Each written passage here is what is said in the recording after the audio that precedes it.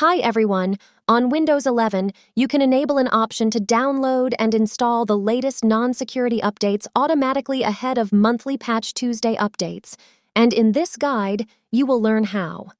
As part of the maintenance process for the operating system, Microsoft releases quality updates, also known as cumulative updates, every second Tuesday of the month, also referred to as Patch Tuesday or Update Tuesday.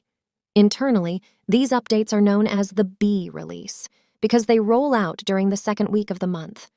These types of updates include security fixes and non-security fixes, new features, and improvements.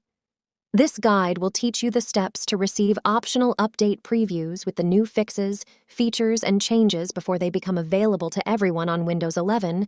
Use these steps. First, open Settings on Windows 11 and click on Windows Update. Next, turn on the Get the Latest Updates as soon as they're available toggle switch. Once you complete the steps, the system will receive updates from the D release containing non-security fixes, new features, and improvements that Microsoft plans to roll out as part of the monthly maintenance update on Windows 11. If you're watching my video for the first time, please make sure to grab the subscribe button to get the thumbs up and turn on your notifications, so you never miss an update. See you in the next video.